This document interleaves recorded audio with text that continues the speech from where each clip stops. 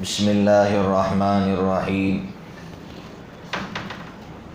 الحمد للہ رب العالمین الرحمن الرحیم والصلاة والسلام علی سید الانبیاء والمرسلین وعلى آلہ واصحابہ الصادقین المعلمین المبلغین ومن تبعهم بإحسان إلى يوم الدین. اما بعد فأعوذ باللہ من الشیطان الرجیم. بسم اللہ الرحمن الرحیم. فویل للذین یکتبون الکتاب بأیدیہم ثم یقولون هذا من عند اللہ لیشتروا به ثمنا قلیلا فویل لهم مما كتبت ایدیہم وویل لهم مما یکسبون.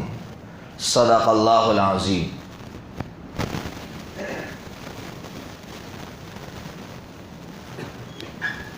گزشتہ کل ایک اہم پوائنٹ یہ بتلایا تھا کہ سامری کا واقعہ قرآن مجید نے بیان کیا ہے اور سامری نے قوم کے ساتھ کیا کیا پوری تفصیل کل آپ کو بتلائی تھی. کل ایک پوائنٹ رہ گیا تھا، وہ سمجھانا چاہتا ہوں. آپ کے دماغ میں بھی سوال رہا ہوگا کہ سامری کا انجام کیا ہوا. اتنا گھناؤنا کام کیا اس نے، پوری قوم کو شرک کی وادی میں دھکیلا، تو اس سامری کا انجام کیا ہوا. قرآن مجید میں 16ویں پارے میں اس کا انجام بیان کیا ہے. اللہ تعالیٰ حضرت موسیٰ علیہ السلام کا قول نقل کر رہے ہیں، فَاذْهَبْ فَإِنَّ لَكَ فِي الْحَيَاةِ أَن تَقُولَ لَا مِسَاسَ. سامری کا انجام یہ بیان کیا قرآن مجید نے کہ حضرت موسیٰ علیہ السلام نے اسے بددعا دی. بددعا یہ دی کہ اے سامری، تو دنیا میں اس طرح جیے گا کہ تو دور سے ہی لوگوں سے کہے گا مجھے مت چھوؤ، مجھے مت چھوؤ. ابن کثیر رحمۃ اللہ علیہ نے اس آیت کی تفسیر میں لکھا ہے کہ سامری جب بھی کسی کو دور سے آتا ہوا دیکھتا تو کہتا مجھے ٹچ مت کرو، اس لیے کہ جب بھی کوئی اسے چھوتا تو اس کو 2 دن تک سخت بخار آ جاتا. تو جس کی وجہ سے اس نے لوگوں میں رہنا ہی چھوڑ دیا، جنگلوں میں بھٹکتا رہا، اس حال میں مرا کہ اس کو کوئی کندھا دینے والا نہیں ملا. یہ انجام ہے قوم کے سوداگروں کا، قوم میں پھوٹ ڈالنے والوں کا، قوم میں فتنہ کرنے والوں کا یہ انجام ہے. اس لیے میں بہت لجاجت کے ساتھ، پیار کے ساتھ اپنے آپ سے کہہ رہا ہوں کہ ہم میں کا کوئی بھی بندہ امت کو بانٹنے کا کام نہ کرے، امت کو جوڑنے کا کام کرے. اسی لیے نبی پاک صلی اللہ علیہ وسلم نے دعا سکھائی، اللہم اجعلنی مفتاحا للخیر وَجَعَلْنِي مِغْلَاقًا لِلشَّرِّ. دعائیں بھی یاد کیا کرو. آدھا گھنٹہ یہاں بیٹھتے ہیں، کاش 10 منٹ فارغ کر کے دعائیں یاد کر لیتے. اجعلنی مفتاحا للخیر، اس کا ترجمہ ہے اے اللہ تو مجھے خیر کی چابی بنا، وَمِغْلَاقًا لِلشَّرِّ، اور شر کے لیے تالا بنا. اس کا مطلب آپ سمجھ گئے ہوں گے کہ اللہ ہمیشہ خیر کے لیے قبول فرما، میری ذات سے شر نہ پھیلے، اللہ ایسا بنا. تو بھئی دعا مانگیں گے نا، اور عہد کر لو کہ میرے کسی عمل سے مجھے ایسا لگ رہا ہوگا کہ امت ٹکڑا ہو رہی ہے، پیچھے ہٹ جانا، بالکل پیچھے ہٹ جانا. نہ کرسی کی وجہ سے امت کے ٹکڑے کرنا. میں نے شاید آپ کو سنایا نہیں سنایا، عجیب بات سنا رہا ہوں. حضرت مولانا سالم صاحب نور اللہ مرقدہ کا نام سنا آپ نے؟ بھائی سنا کہ نہیں سنا؟ بہت بڑی ہستی گزری ہے، انتقال فرما گئے. حضرت مولانا قاری طیب صاحب نور اللہ مرقدہ کے صاحبزادے، مسلم پرسنل لا کے بانی تھے حضرت قاری طیب صاحب رحمۃ اللہ علیہ. سننے جیسا ہے، مسلم پرسنل لا کے فاؤنڈر بانی تھے. جب حضرت قاری طیب صاحب رحمۃ اللہ علیہ کا انتقال ہوا تو 3 بڑی شخصیتیں تھیں جن پر لوگوں کی نظریں تھیں. ان میں ایک حضرت مولانا منت اللہ رحمانی، دوسرے حضرت مولانا سالم صاحب جو قاری صاحب کے صاحبزادے تھے، اور تیسرے حضرت مولانا محمد رابع صاحب دامت برکاتہم. تینوں کی شخصیت پر لوگوں کی نظریں تھی۔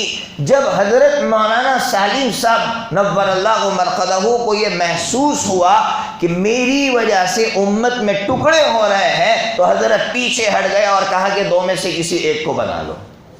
اتنی بڑی قربانی، جس کے باپ نے بنیاد ڈالی ہو کسی تحریک کی، اس کا بیٹا پیچھے ہٹ رہا ہے صرف انسانیت کو اور امت کو بچانے کے لیے۔ ہے ہم میں یہ جذبہ پیدا کرنے کی ضرورت ہے۔ مسجد کی تولیت کے لیے جھگڑے ہوتے ہیں، مسجد کی تولیت کے لیے جھگڑے ہوتے ہیں اور مسجدوں میں بانٹا جا رہا ہے۔ اس لیے اللہ کے واسطے امت کو بانٹنے کا کام نہ کرے، ورنہ کل میدان محشر میں حضرت نبی پاک صلی اللہ علیہ وسلم کو منہ نہیں دکھا پائیں گے۔ آقا صلی اللہ تعالیٰ علیہ وسلم سوال کریں گے کہ جس امت کو میں نے بہت مشکل سے جوڑا تھا، اس امت کو تم نے بانٹ دیا۔ اس لیے فتنوں کے ذریعے سے، الزامات کے ذریعے سے بہت ڈرنے۔ اس کی بد دعا لگی حضرت موسیٰ علیہ السلام کی کہ وہ جنگلوں میں جا کر مرا، کوئی کندھا دینے والا نہیں تھا۔ اللہ رب العزت ہمیں کسی کی بد دعا سے بچا لے، خاص کر اللہ والوں کی بد دعا سے بچائے، دینداروں کی بد دعا سے بچائے۔ آج دینداروں کے بارے میں ہم کچھ بھی بول ڈالتے ہیں، ہم خود فرشتے بن جاتے ہیں۔ بھائی میں نے اس سے پہلے، آپ کو تعجب ہوگا، شیخ عبد الناصر جب یہاں آئے تھے، جو مصر کے قاری تھے، ان کی داڑھی نہیں تھی، سب سے زیادہ ان کے ڈیفینس میں نے بات کی ہے۔ لوگ بکواس کر رہے تھے کہ داڑھی نہیں ہے، ان کا قرآن کیسے سنا جائے۔ میں نے ان سے کہا تھا کہ تم اپنے آپ کو فرشتہ مت سمجھو، داڑھیاں رکھ کے اپنے آپ کو بزرگ مت سمجھو۔ حضرت شیخ یونس صاحب نور اللہ مرقدہ نے ایک واقعہ سنایا، عجیب واقعہ، شاید آپ رو پڑیں حضرت شیخ، لیکن اس کا یہ مطلب نہیں ہے کہ داڑھی نہیں رکھنا ہے۔ یہ میں اس لیے سنا رہا ہوں کسی کی حقارت ہمارے دل میں نہ آئے۔ حضرت شیخ فرماتے ہیں، میں مسجد نبوی میں بیٹھا ہوا تھا۔ مسجد نبوی میں حضرت شیخ یونس صاحب، دنیا کا اتنا بڑا محدث جس کے جنازے کی نماز 5 لاکھ سے زائد لوگوں نے پڑھی، حضرت فرماتے ہیں حضرت نے سبق میں سنایا کہ میں مسجد نبوی میں بیٹھا ہوا، ایک بے ریش داڑھی نہیں تھی نوجوان بغل میں بیٹھا تھا، میں نے اس کو سمجھانا شروع کیا، وہ رو پڑا۔ تو حضرت نے فرمایا کیوں رو رہے ہو؟ کہا کہ نبی پاک صلی اللہ تعالیٰ علیہ وسلم خواب میں آئے۔ وہ کہہ رہا ہے نوجوان، بے ریش نوجوان کہہ رہا ہے نبی پاک صلی اللہ علیہ وسلم میرے خواب میں آئے، تو میں نے کہا اللہ کے رسول میرے لیے سفارش کیجئے گا، تو اللہ کے رسول صلی اللہ تعالیٰ علیہ وسلم نے فرمایا تیرا مقام تو اس سے بھی بڑا ہوا ہے۔ اب داڑھی نہیں ہے، لیکن ہم لوگ کسی کو حقیر سمجھ لیتے ہیں اور کچھ بھی بول ڈالتے ہیں۔ بچوں میرے بھائیوں، کسی کی آہ لینے سے بچنے کی ضرورت ہے، کسی کی بد دعا سے بچنے کی ضرورت ہے۔ یہ میں نے انجام بتایا کہ سامری کا یہ انجام ہوا۔ پھر میں نے کل ایک اور پوائنٹ جو قرآن نے بیان کیا وہ آپ کے سامنے رکھا تھا، بحث کرنے سے بچو، عمل کی طرف آؤ۔ آج بحثوں کا مزاج زیادہ ہو گیا ہے، عمل کا مزاج کم ہو گیا ہے۔ میں آپ کو عجیب تاریخ سناتا ہوں تاکہ ہم سبق لیں۔ آپ نے مامون رشید کا دور آپ نے سنا ہوگا، ہارون رشید کا بیٹا ہے مامون رشید۔ مامون رشید کے زمانے میں ایک بحث چھڑی تھی۔ اب کیا بحث ہے وہ سنیے۔ یہ جو قرآن مجید ہم پڑھتے ہیں یہ اللہ کی مخلوق ہے یا اللہ کا کلام ہے، یہ بحث چھڑی۔ حضرت امام احمد بن حنبل نے لوگوں کو روکا کہ بھائی یہ کوئی بحث ہے کہ یہ قرآن مجید اللہ کی مخلوق ہے یا اللہ کا کلام ہے، اس بحث میں پڑھنے کی کیا ضرورت ہے؟ حضرت نے بہت روکا، لیکن باطل ہے، ہوشیار ہے، کس طرح سے کن کن بحثوں میں لے جاتا ہے۔ بہت الجھایا، لوگوں کا عقیدہ بگڑنے لگا۔ تب جا کے امام احمد بن حنبل میدان میں آئے اور حضرت امام احمد بن حنبل نے کھلے لفظوں میں کہا کہ یہ اللہ کا کلام ہے، اللہ کی مخلوق نہیں ہے۔ جس پر امام احمد بن حنبل کو سزائیں دی گئی، آپ پر کوڑے مارے گئے اور اتنا ظلم ڈھایا گیا، خون سے لہو لہان ہوتے تھے۔ نوجوان بھائیوں جو ہم نماز سے دور رہتے ہیں، آپ کو واقعہ سناؤ امام احمد بن حنبل کا، سنیں گے نا بھائی؟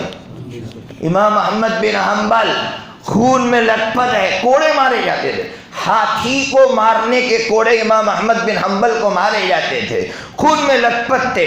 ظہر کی نماز کا وقت ہوا، مولانا ابوالکلام آزاد رحمۃ اللہ علیہ نے یہ واقعہ لکھا ہے اپنی کتاب کے تذکرہ کے اندر کہ خون میں لت پت، ظہر کی نماز کا وقت ہو گیا، فوراً نماز پڑھنے کے لیے کھڑے ہوئے، تیاری کی۔ خادم نے کہا حضرت ابھی تو ظہر کی نماز کا وقت باقی ہے، خون رس رہا ہے، خون رسنا بند ہو جائے تب جا کے آپ نماز پڑھنا۔ امام احمد بن حنبل رحمۃ اللہ علیہ نے فرمایا میرا مسلک، امام احمد بن حنبل کی رائے یہ تھی کہ نماز اول وقت میں پڑھنا چاہیے۔ فرمایا اگر امام احمد بن حنبل نے آج اپنے مسلک پر عمل نہیں کیا اور اسی حالت میں مر گیا تو اللہ کو کیا جواب دے؟ خون میں لت پت نماز پڑھی۔ مولانا ابوالکلام آزاد رحمۃ اللہ علیہ نے لکھا ہے کہ خادم کو شاید معلوم نہیں تھا کہ آب زمزم سے وضو کرنے والوں کی نمازیں ایک طرف اور احمد ابن حنبل نے خون میں لت پت جو نماز پڑھی ہے وہ ایک طرف۔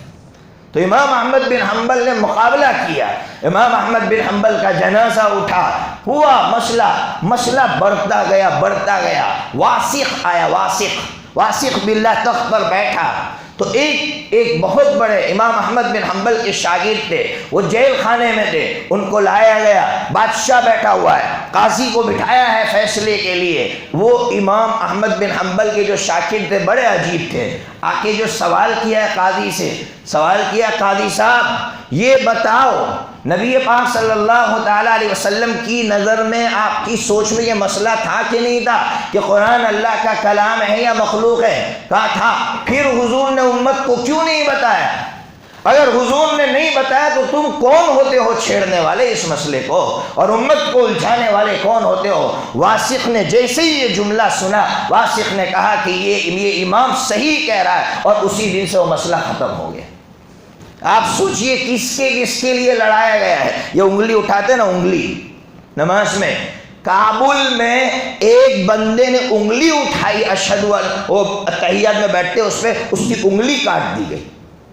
ایسے جھگڑے کروائے ہیں باطل نے، اور امت کو ایسی بحثوں میں الجھایا ہے۔ اس لیے امت کو ہوشیار رہنے کی ضرورت ہے کہ ہم کن بحثوں میں پڑھ رہے ہیں، ہم کہاں جا رہے ہیں اور ہم کو کہاں جانا چاہیے۔ اس کے لیے میں نے کہا ایک عالم کا دامن تھام لو جس پر آپ کو اعتماد، اور اس سے پوچھتے رہو کہ یہ بات صحیح ہے یا غلط ہے، ہمیں کرنا چاہیے یا نہیں کرنا چاہیے۔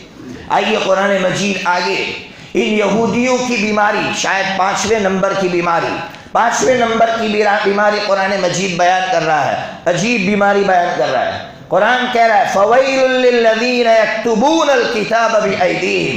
ان کے اندر 5ویں بیماری یہ تھی کہ انہوں نے اپنی مقدس کتاب کو بدل ڈالا، اپنی مقدس کتاب تورات میں تحریف کر دی، اس میں تبدیلیاں کر دی۔ کیونکہ 2 مقصد سے قرآن نے ایک مقصد بیان کیا پیسوں کے لیے، ان کے مولویوں نے پیڑ بھرنے کے لیے مقدس کتاب میں تبدیلیاں کر دی، اور دوسرا مقصد بخاری شریف میں بیان کیا گیا ہے۔ آپ سنیے وہ واقعہ تو آپ کو اندازہ ہو جائے گا۔ یہودیوں کے بڑے قبیلے کے، بڑے خاندان کے کسی شخص نے زنا کیا۔ اب میٹر کس کے پاس لے جائے یہ معاملہ؟ ان کے دماغ میں یہ تھا کہ یہودی شریعت بڑی سخت ہے اور محمدی شریعت یعنی نبی پاک صلی اللہ علیہ وسلم کی شریعت بہت آسان ہے، وہاں لے جاؤ تو آسانی ملے گی۔ آقا کی خدمت میں مسئلہ لے کر آئے کہ بھائی اس نے زنا کیا اور یہ عورت ہے، یہ مرد ہے، کیا سزا ہے؟ نبی پاک صلی اللہ علیہ وسلم نے پوچھا تمہاری شریعت میں کیا سزا ہے؟ تمہاری کتاب لے آؤ تورات۔ تو اب تورات لے کر آیا ان کا مولوی۔ اب ان کا مولوی کیا کر رہا ہے وہ سنیے۔ ان کے مولوی نے ہاتھ یوں رکھا اور تورات پڑھ رہا ہے اوپر سے۔ عبداللہ ابن سلام رضی اللہ تعالیٰ عنہ تورات کے عالم تھے، انہوں نے کہا ہاتھ ہٹائے یہاں سے۔ جیسے ہی ہاتھ ہٹایا تو وہاں لکھا ہوا تھا کہ کوئی زنا کرے تو اس کو سنگسار کر دو، اسے رجم کر دو۔ نبی پاک صلی اللہ علیہ وسلم نے اس کو رجم کر دیا، اور ہمیں اس واقعے سے یہ سبق ملا کہ ان کے اندر یہ بیماری تھی کہ بڑے خاندان کے لوگوں کے لیے انہوں نے قانون بدل دیا تھا۔ جو کچھ بھی قانون تھا غریبوں کے لیے تھا، جو کچھ بھی ان کی شریعت تھی وہ غریبوں کے لیے تھی، مالداروں کے لیے ان کے یہاں کوئی شریعت نہیں تھی۔ مالدار مستثنا تھے، مالداروں کو مستثنا کر دیا تھا۔ مالداروں سے پیسے ایٹھنے کے لیے انہوں نے اپنی کتابوں میں تبدیلی کر دی تھی۔ یہ تبدیلی آج ہماری شریعت میں، قرآن میں تو نہیں ہو سکتی لیکن ہمیں عملاً نظر آ رہی ہے کہ آج مالداروں کے لیے ہمارے فتوے الگ ہو جاتے ہیں اور غریبوں کے لیے ہماری شریعت الگ ہو جاتی ہے۔ ایسا ہرگز نہیں ہونا چاہیے۔ ہماری شریعت میں مالدار اور غریب سب برابر ہیں، حتیٰ کہ حضرت نبی پاک صلی اللہ تعالیٰ علیہ وسلم کے زمانے میں ایک قریشیہ عورت، اعلیٰ خاندان کی عورت نے چوری کی۔ اب کیا کرے، ہاتھ کٹے گا، تو اب اس کے لیے کیا کیا جائے؟ تو پھر لوگوں نے مشورہ کیا کہ زید چہیتے ہیں، زید کو بھیجو، زید جائیں گے سفارش کریں گے۔ حضرت زید ڈرتے ڈرتے حضور کے پاس آئے اور سفارش کرنے لگے۔ حضور خفا ہو گئے، جلال میں آ کر حضور نے جملہ ارشاد فرمایا، اتشفع فی حد من حدود اللہ، کیا تو اللہ کی حد میں سے کسی حد میں سفارش کرنے کے لیے آیا ہے؟ لو سرقت فاطمہ بنت محمد لقطعت یدہا، سن، اگر میری بیٹی بھی چوری کرتی تو میں اس کا ہاتھ کاٹ دیتا۔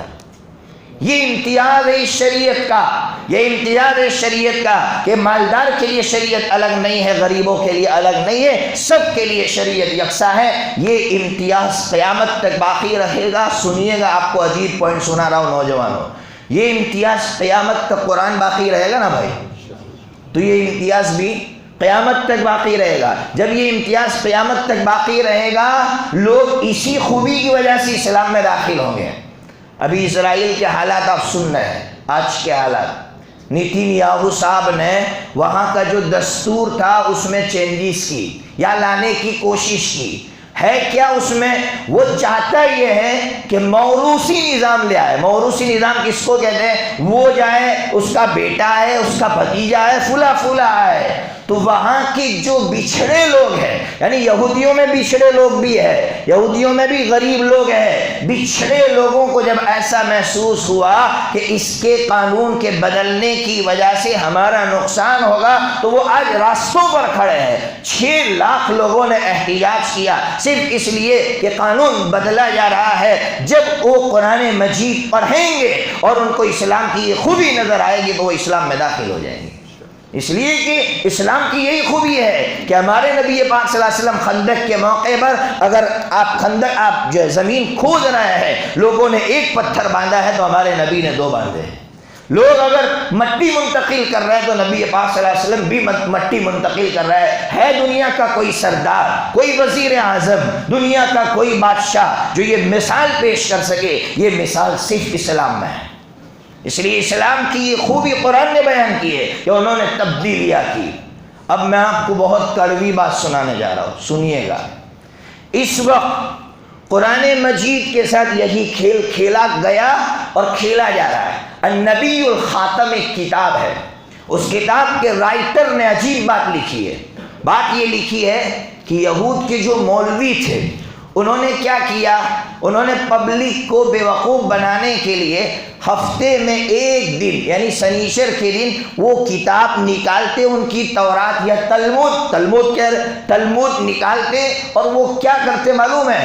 پڑھتے اور روتے، پڑھتے اور روتے، پبلک بھی روتی ان کے ساتھ ساتھ۔ بس پڑھنا ہو گیا، ختم، رکھ دیتے۔ لوگوں کو ان کی کتاب کے جو معانی اور مطلب تھے اس سے دور رکھا اور پبلک کو بیوقوف بنایا رکھا کہ تمہارا کنیکشن ہے کتاب سے، حالانکہ کوئی کنیکشن نہیں ہے، صرف پڑھ رہے ہیں، وہ رو رہے ہیں اور قوم جا رہی ہے۔ اس طرح سے کتاب کو انہوں نے بدل دیا۔ قرآن مجید کے ساتھ بھی یہ سلوک ہم کر رہے ہیں۔ ارے کر رہے کہ نہیں کر رہے بھائی؟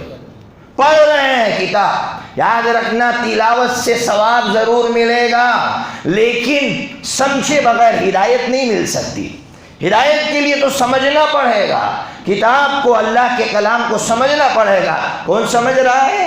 بس پڑھ رہے ہیں بھائی، 30 قرآن مکمل کیے، ایک مرتبہ بھی اللہ کے کلام کو سمجھنے کی کوشش کی؟ کیا یہ نہیں ہو رہا ہے؟ قرآن پر یہ ظلم نہیں کر رہے ہم؟ سمجھنے کی ضرورت ہے کہ قرآن کے معنی کو خود بھی سمجھے اور دوسروں کو سمجھائے۔ ہم اسی لیے تو بیٹھے کہ اللہ کے کلام کو سمجھے، لیکن یہ مجلس سنیچر کو اتوار کو ختم ہو جائے، پھر آپ کیا کریں گے؟ آپ اپنے اعتبار سے سوچے، مجھے قرآن کو پڑھنا ہے، سمجھنا ہے، اللہ کے کلام کو۔ آپ نے اٹلی کے پروفیسر کا واقعہ سنا کہ اٹلی کا پروفیسر کٹر دشمن اسلام کا، وہاں لیکچر دیتا تھا، تو وہاں مذہب کی کتابوں پر لیکچر دینے کے لیے اس سے کہا گیا کہ تجھے مذہب کی کتابوں پر لیکچر دینا ہے، تو مذہب کی کتابوں میں قرآن مجید بھی آتا ہے۔ اب وہ جو پروفیسر تھا اسلام کا تو کٹر دشمن تھا، غریبوں کا بھی کٹر دشمن تھا، تکبر میں مبتلا تھا، تکبر میں۔ جب قرآن مجید پڑھنا شروع کیا، 14ویں پارے کی ایک آیت وَلَقَدْ خَلَقْنَا الْإِنسَانَ مِنْ سُلَالَةٍ مِنْ طِينٍ، 14ویں پارے اس آیت پہ پہنچا اور وہ کھڑا ہو گیا، رک گیا۔ اس کا ترجمہ یہ تھا ہم نے انسان کو کیچڑ سے بنایا ہے، کیچڑ سے۔ جب اس آیت پر پہنچا اس نے ریسرچ کیا، اس کے اندر کا تکبر ختم ہو گیا کہ جس کی وجہ سے میں تکبر کرتا تھا، میں پیدا ہوا ہوں کیچڑ سے، اللہ خود کہہ رہا میں کیچڑ سے، اور اس نے ریسرچ کیا تو وہ ریسرچ بھی وہاں تک پہنچی، وہ ایمان میں داخل ہوا۔ اس کے بعد نہ جانے کتنے لوگ اس کے ہاتھوں پر اسلام لائے۔ یہ قرآن کی حقانیت ہے، خود نہیں سمجھو گے کیا دوسروں کو سمجھاؤ گے۔ اب بہت عجیب بات ہے، 4 شادیوں کی باتیں آتی ہے، 4 شادیوں کی، بولے تمہارے قرآن میں 4 شادیاں ہیں، مسلمان بول ہی نہیں پاتا، چپ چاپ کھڑے رہتا ہے، ایسا ہی ہوتا ہے نا بھائی۔ کبھی بیک گراؤنڈ تو ان کو سمجھاؤ کہ بے وقوف، کبھی بیک گراؤنڈ دیکھ، اس لیے کہ جو بندہ جس کتاب پر اعتراض کر رہا ہے اس کا بیک گراؤنڈ نہیں جانے گا، اس کا اعتراض ہی، اس کا سوال ہی بیکار ہے۔ قرآن جب اتر رہا تھا اس وقت ایک بندہ 20 شادیاں کرتا تھا، 20 بیویاں رکھتا تھا، تب قرآن مجید نے کہا کہ 4 تک کی اجازت ہے، تب کہا ہے 4 کی۔ جب 20 رکھ کے ظلم کر رہے تھے تب قرآن نے کہا 4 کی، اس میں بھی قرآن نے کہا ایک ہی پر اکتفا کرنا اچھا ہے، اگر ظلم کرو گے ایک ہی پر اکتفا کرنا بہتر ہے۔ آپ اندازہ لگائیے 4 شادی کی اجازت، بیک گراؤنڈ معلوم نہیں ہے، کوئی اعتراض کر رہا ہے، ہم لوگ خاموشی کے ساتھ سن رہے، جواب تک نہیں دے پا رہے، اس لیے کہ قرآن کو سمجھنے کی کوشش ہی نہیں کی ہے۔ بھائی سمجھیں گے نا بھائی، وقت نکالو، اپنے اعتبار سے نکالو، یہ نہیں کہ یہاں آئے تو اب بعد میں مجلس ختم ہوگی جب میں چلا جاؤں گا، آپ اپنے اعتبار سے قرآن کو سمجھنے کی کوشش کریں۔ اسی طرح تراویح میں قرآن مجید جو پڑھا جا رہا ہے اس وقت 90% یا اس سے کچھ کم ہوگا، اللہ معاف کرے میں نے اگر تجزیہ غلط کیا ہو، جو تراویح میں قرآن پڑھا جا رہا ہے ہمارے ملک میں خاص طور پر جس رفتار سے قرآن پڑھا جا رہا ہے اور قرآن پر ظلم ہو رہا ہے، اللہ کی پناہ۔ ارے ہو رہا ہے کہ نہیں ہو رہا ہے بھائی، بولو نا۔ ابھی ساکی ناکا کا وہ آڈیو آپ نے سنا، ساکی ناکا بمبئی کا، اللہ وہ قرآن ہی نہیں پڑھ رہا ہے، ایک تو یہ کہ قرآن تیزی سے پڑھ رہا ہو، وہ بندہ قرآن ہی نہیں پڑھ رہا ہے، آنکھ میں آنسو آ گئے۔ کوئی ایک ایمان والا بندہ نہیں ہے جو اس چور کو، اس ڈاکو کو، اس ظالم کو پکڑ سکے کہ تو قرآن ہی نہیں پڑھ رہا ہے۔ اس لیے اللہ کا شکر مانو کہ آپ اگر جس مسجد میں نماز پڑھتے ہیں تراویح وہاں اچھا قرآن پڑھا جاتا ہے تو اللہ کا لاکھ لاکھ شکر ادا کرو۔ لیکن عجیب بات ہے، امام صاحب تھوڑا جلدی پڑھو، امام صاحب تھوڑا جلدی پڑھو۔ میرے پیچھے افریقہ کے لوگ تراویح پڑھتے ہیں، وہ مجھ سے کہہ رہے تھے، افریقہ کے ہیں، وہ مجھ سے کہہ رہے تھے ہم نے انڈیا میں ہی ایسا سنا قرآن، انڈیا کے علاوہ کہیں ایسا قرآن ہم نے نہیں سنا کہ انڈیا میں ہی اتنی تیزی سے قرآن پڑھا جاتا ہے، باقی ہمارے افریقہ میں بھی اس طرح قرآن نہیں پڑھا جاتا۔ یعنی ان کو بھی اطمینان نہیں ہے کہ یہ قرآن کیا پڑھا جا رہا ہے۔ ارے بھائی ذوق بناؤ، متولی ہو تو ایسے علماء سے پوچھو کہ یہ قرآن صحیح پڑھ رہا ہے ہمارا امام، پکڑو اس کو، اگر غلط پڑھ رہا ہے تو اس کی اصلاح کرو، نہیں اصلاح کرتا روانہ کر دو۔ اللہ کے کلام پر ظلم کرنے کی اجازت نہیں ہے کسی کو۔ بہرحال تو ان لوگوں نے اپنی کتاب کے ساتھ اس طرح کا ظلم کیا، اللہ تبارک و تعالیٰ نے تہس نہس کر دیا۔ ہم اپنی کتاب کے ساتھ کیا کر رہے ہیں ہمیں سوچنے کی ضرورت ہے۔ پھر قرآن مجید نے ان کی ایک اور جو بیماری بیان کی ہے وہ بے حیائی بیان کی ہے۔ بے حیائی، آپ کو واقعہ معلوم نہیں ہوگا، جب یہ بنو اسرائیل بحر قلزم پار کر کے آگے نکلے، آپ کو بتایا جب باہر نکلے تو حضرت موسیٰ علیہ السلام نے کہا اپنے ملک پر قبضہ کرو، فلسطین پر قبضہ کرو، تو کہا ہم جائیں گے نہیں۔ جب یہ اعلان کیا تو وہاں جو لوگ رہتے تھے فلسطین میں، عمالقہ کے لوگ، اس کے سردار کو ڈر لگا ڈر یہ لگا کہ یار موسیٰ وقت کا نبی ہے، وہ لشکر لے کر آئے گا تو فتح تو یقینی ہے، یعنی جیت جائے گا۔ اب موسیٰ کو ہرانے کے لیے کیا کیا جائے؟ آپ نے واقعہ سنا ہوگا کہ وہاں کے سردار بلعام ابن باعورہ جو اس وقت کا بہت بڑا عبادت گزار تھا، اس کے پاس گئے، کہا بلعام موسیٰ کے حق میں بد دعا کرو۔ بلعام نے کہا یار وہ وقت کا نبی ہے، میں بد دعا کیسے کر سکتا ہوں؟ رشوت دی تو بلعام ابن باعورہ نے بد دعا دینا شروع کیا تو دعا نکل رہی ہے، دعا نکل رہی ہے۔ بلعام سمجھ گیا کہ اب بد دعا نہیں نکل سکتی، اس نے کہا ایک تدبیر ہے۔ کیا تدبیر ہے؟ کہا اپنی بچیوں کو ننگا کر کے موسیٰ کے لشکر میں بھیج دو، اگر بے حیائی اس کے لشکر میں آ گئی وہ قوم کبھی فتح نہیں پا سکتی، وہ قوم کبھی جیت نہیں سکتی ہے۔ عمالقہ کے لوگوں نے اپنی بچیوں کو ننگا کر کے موسیٰ علیہ السلام کے لشکر میں بھیجا۔ مفسرین نے تورات کے حوالے سے لکھا ہے 6 لاکھ یہودی میں سے 70,000 یہودیوں کو اللہ نے پلیگ کی بیماری میں مبتلا کر کے ختم کر دیا۔ آج شادیوں میں بھی بے حیائیاں ہو رہی ہے، مرد عورت سب مل کر شادیاں منا رہے، پھر کہے تو کیا بولتے ہیں؟ آخری لڑکا ہے، آخری لڑکے میں تو امتحان ہو رہا تھا تیرا کہ آخری لڑکے میں اللہ کو راضی کرتا ہے یا ناراض کرتا ہے، تو آخری لڑکے میں امتحان میں کامیاب ہو جاتا۔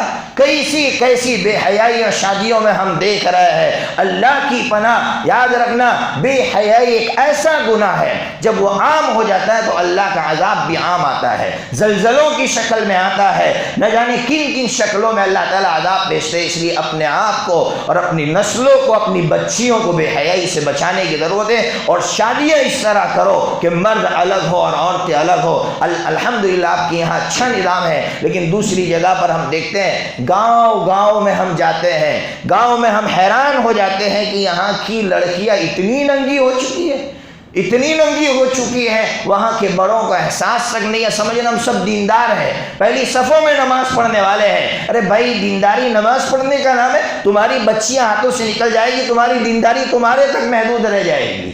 اس لیے بے حیائی سے بچانے کی ضرورت ہے۔ اللہ تبارک و تعالی ہم سب کو یہ جتنی بیماریاں بیان کی گئی ان تمام سے ہماری حفاظت فرمائے۔ میں بہت جلدی اس لیے ختم کر رہا ہوں کہ آج مختصر سے ہم سب مل کر دعا کر لیں، چونکہ ہم جانتے ہیں آج کا جو دن ہے جس میں بہت نقصان پہنچایا جاتا ہے ہم برادران وطن کی طرف سے، اس لیے ہم سب کی ذمہ داری ہے کہ یہ نہیں ہم سیف ہے تو پھر ہم نہیں، ہر مسلمان کے لیے دعا کرنا ہم پر لازم ہے، ہر مسلمان کے لیے جہاں کہیں بستا ہو۔ اس لیے ایک دعا تو آپ خود یاد کر لیں، ابھی سے پڑھنا شروع کر دے۔ 11ویں پارے میں ہے علی اللہ ربنا توکلنا، پڑھو بھائی،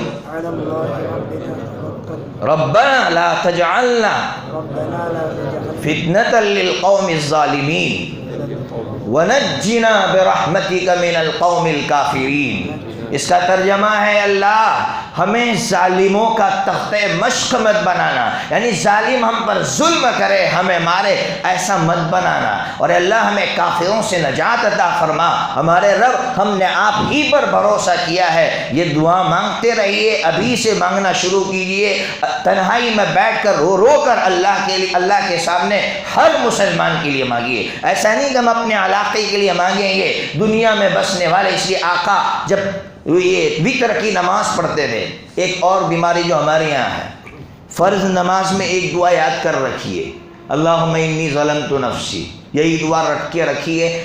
ہم سمجھتے اس کے علاوہ کوئی دعا مانگ ہی نہیں سکتے، اس کے علاوہ کتنی دعائیں حدیث کی کتابوں میں ہیں۔ مسلم شریف کھول کر دیکھیے، دجال کے فتنے سے بچنے کی دعائیں مسلم شریف میں موجود ہے۔ اس کے علاوہ یہ دعا جو ابھی میں نے آپ کو سکھائی وہ دعا پڑھ سکتے ہیں۔ اسی طرح ویتر میں ہم سمجھتے وہی ایک دعا اللہم انا نستعینک، جبکہ ویتر میں آقا نے ایک دعا بخاری شریف میں، وہ دعا میں آپ کو بتا رہا ہوں، سنیے گا، اللہم انجی المستضعفین من المؤمنین۔ اور عجیب بات یہ ہے ائمہ نے بھی وہی دعا رٹ رکھی ہے، جب قنوت نازلہ پڑھتے تو وہی رٹی ہوئی دعا پڑھتے ہیں، جبکہ آقا نے یہ دعا بھی پڑھی ہے، اللہم انجی المستضعفین من المؤمنین۔ اس کا ترجمہ ہے اللہ پوری دنیا میں جہاں کہیں مسلمان کمزور ہو ان کو کافروں سے نجات عطا فرما، اللہم انجی المستضعفین من المؤمنین، اللہم اشدد وطأتک علی الیہود۔ اے اللہ اپنی پکڑ سخت فرما یہودیوں پر،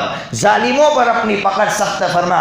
اللہم ابعث علیہم سنین کسنی یوسف، جس طرح یوسف علیہ السلام کے زمانے میں قحط بھیجا تھا، ایسا اللہ ان ظالموں پر قحط بھیج دے، ان کو معاشی تنگی میں مبتلا کر دے۔ اے اللہ یہ آپس میں ان کو لڑا کر ہی ختم کر دے، جس طرح اسرائیل آج آپس کی جنگ میں آج وہ جل رہا ہے، جو رمضان کا مہینہ خراب کرتے تھے فلسطین کے مسلمانوں کے لیے، آج ان کی پوری معیشت تباہ ہو چکی ہے، ساری فیکٹریاں بند ہو چکی ہے۔ اللہ قیامت تک کے لیے کافروں کو اسی طرح آپس میں لڑاتے رہنا۔ اللہ تعالی ہماری دعاؤں کو قبول فرمائے۔ وآخر دعوانا الحمد للہ رب العالمین۔